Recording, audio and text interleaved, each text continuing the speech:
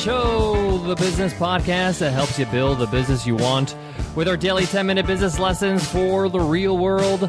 I'm your host, your coach, your teacher, Omar Zenhom. I'm also the co-founder of the $100 MBA, a complete business training and community online. You can check us out at 100mba.net. And today's lesson is all about if you're overwhelmed, you got all this information coming at you, and you don't know where to start your new business. You want to start, but you just don't know where to start or how to. You have all these ideas running through your head, but you don't know where and how to start your new business. Today is part one of a 3-part lesson. This is an epic lesson. So I want you to clear your head and get started with me today with these simple steps on where to start your new business right now. Let's jump into part one of this 3-part lesson. Let's make it happen, guys. Let's get down to business.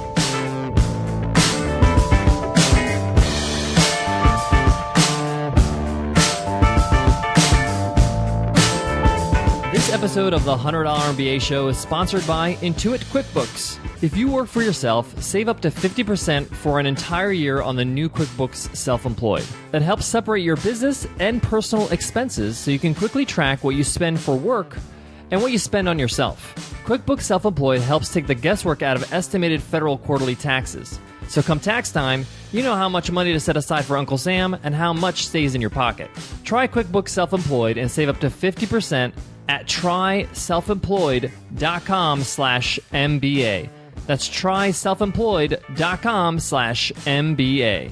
So you may be overwhelmed at this point right now. You want to start a business, but you just don't know how or where to start. This is very common, and this is why I decided to create this 3-part lesson. We're going to be building upon what we learned today, tomorrow, and the day after. So let's start with step 1. This is the most important step, and you can forget about everything else. When you go through these steps, don't get overwhelmed with all these other thoughts like, what do I do for marketing? What do I do? What do I name my thing? What do I do when I have customer problems? Don't worry about all that stuff right now. Right now, let's just focus on each step at a time, get them done, and then move on to the next step. All right, so step 1 is start with a problem. What problem will you be solving? Now, this doesn't have to be super specific at this time. It can get more and more specific as you grow and hear from your audience. The point here is that we want to just get started. We want to get the ball rolling. We want to get some momentum so we can start building our business. So it could be quite general. It could be a theme. But the point is you have to solve some sort of problem, whatever that problem is. It could be how to get rid of termites in your house. It could be not knowing what to wear at an interview or maybe a first date. Or it could be a problem like having a cluttered closet. Organizing your closet, something like that, a problem. The specifics don't really matter right now. So start with some sort of problem, a theme. If you like productivity, what's the problem? People that are unproductive lives, time management, a problem that you need to solve. So you might be thinking, what if my problem is not a big enough problem for people to want a solution? That's a great way to think and a great question. And that's why we created our course called The 5 Steps of Ideal Validation in the Real World. And you can have access to this course for free if you just visit 100mba.net/free-course. This is a full video course with a workbook. You can ask questions, and it really helps you validate if you're solving a big enough problem. It also finds out if your idea has legs, if people actually want to buy what you're trying to sell. And you can do this for anything. It could be your whole business idea, or it could be a tagline on your homepage. It could be a website design. It could be any kind of idea you're trying to validate. So step 1 is decide on the problem that you're trying to solve. This is very general, but it's very important for you just to focus on that because that's the backbone of your business. Go through our free course, The 5 Steps of Idea Validation in the Real World. It's completely free, no excuses, guys. Just go ahead and do it. You could probably bang out that course in about maybe 45 minutes to an hour. So that's step 1. Start with a problem to solve. All right, let's move on to step 2. Step 2 is you're going to build a website. Yes, I know that sounds like, wow, I have a problem now, I got to build a website. Yes, that drastic, because you want to get the ball rolling. You might be thinking to yourself, well, I don't really know all the specifics. It doesn't matter. You might be saying, I don't have a business name. If you don't have a business name, no problem. Use your name. Secure a domain name with your name, like, for example, omarzenhom.com. Go ahead and register that domain name on domains.com or HostGator or any of the other providers. You need to start committing. When you have one step done, you need to start committing to the next step so you can get that momentum. And you want to build a simple website based on the problem you're solving. When I say simple, you need 3 major components: a homepage, an about page, and a blog. Now, if you want to know the must-haves of any business website, we have, again, another freebie for you. You can download our one-page guide on the 8 must-haves of any business website. If you just go to 100mba.net/business website, you can download that for free. And it's going to go through every single thing you need to have in your website. But the main thing you need to work on first is your homepage, your about page, and a blog. By building a website, you start giving this thing legs. It's real now. You register the domain name and you start building out your website. You can use HostGator to get yourself running. If you use code MBA30, if you go to HostGator.com/MBA30, you can save 30%. They're one of our proud sponsors and they've given us an amazing discount. Or use any tool that you want, but the point is you got to get started. Again, don't worry about your business name. If you don't have a business name, you could just use your own name and then you can always swap it out later. You can change the headline. You can change the domain name. You can redirect your domain name to point to the new domain name. But by building a website, you're putting a stake in the ground and saying, this thing is real. I'm now starting to build some momentum. It doesn't have to be perfect. You can start perfecting it as more people get to see your website and you can get some feedback. All right, guys, I have step 3 coming up for you, but before that, I got to give a love to today's sponsor, Intuit QuickBooks.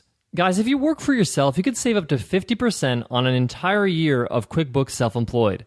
It helps separate business and personal expenses, so you can quickly track what you spend for work and what you spend on yourself. For instance, those groceries you bought for the next catering gig won't get mixed up with the food you bought for that cookout with friends and family. QuickBooks Self-Employed also helps take the guesswork out of estimated quarterly and year-end taxes. So come tax time, you know how much money to set aside for Uncle Sam and how much stays in your pocket. QuickBooks Self-Employed also provides the tools to help maximize deductions like home office and mileage, so you keep more of your hard-earned money. Find out what QuickBooks Self-Employed can do for you and save up to 50% at tryselfemployed.com/MBA. That's tryselfemployed.com/MBA. Step 3, guys. And this step, people often forget to do. They often ignore. They say, I'm going to do it later. Yes, I will do that. I've been planning to do that. I hear that so many times when I hear from other people's businesses. When you have your website up, step 3 is to provide a reason and a way to collect emails. This is what's called an opt-in.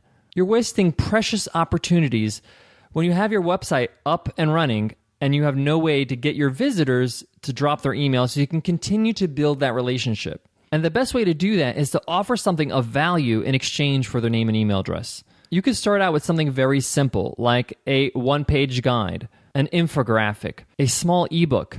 That's what we started with. Our first opt-in was just an ebook. And it doesn't have to be long. It could be 20, 30 pages, no problem. It could even be 10 pages. If those 10 pages are of great value, they'll really appreciate it.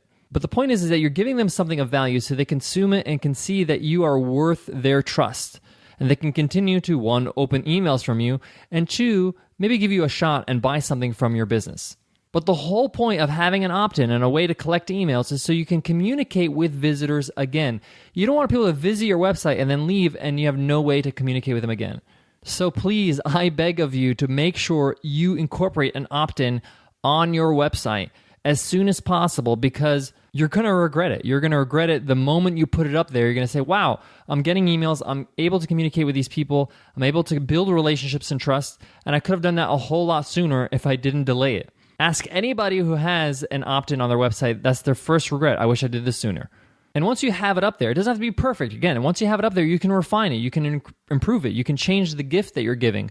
We've changed our opt-in gift over and over, and now we have multiple ways for people to opt in, not just one way. A quick note on this: give us your email address and we'll subscribe you to our newsletter is a very common opt-in.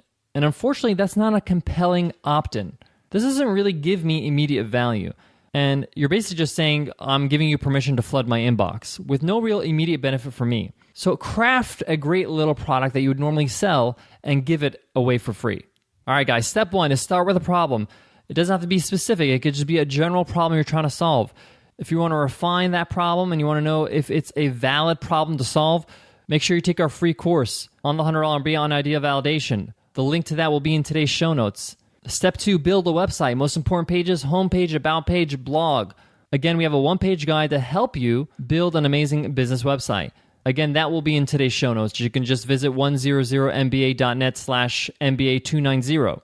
And then step 3, provide a reason and a way to collect emails on your website.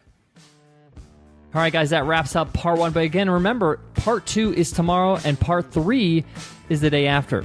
We got a whole lot to cover. I encourage you guys, if you're in the spot that I described earlier in the episode where you're overwhelmed, you don't know where to start with these 3 steps as soon as possible. If you can do it today, that'd be awesome. Define your problem, take the course, and maybe even just register your domain name so you can start building that website. Guys, we have a whole lot we're going to cover in part 2 tomorrow. But before I leave you, I want to leave you with this. The cure to overwhelm is focus. Plain and simple. If you can focus on one task at a time, you will not feel overwhelmed because you're not thinking about everything else. You're just thinking about this one task. Start where the problem is, that one task. Register a domain name, one task. Build a website, that's one task. Build my homepage is one task. Don't think about all the other things you have to do. Just think about one task at a time. You have that end goal in mind. You have the touchdown in mind. You want to score that touchdown, which is building your business and being open for business. But just focus on getting the first down right now. Micro goals, step by step, and you'll get over your overwhelm and you'll have a business on your hands in no time. All right, guys, I hope that helps, and I hope to see you in tomorrow's episode, part 2 of this 3-part lesson on where and how to start your new business. All right, guys, I'll see you then. Take care.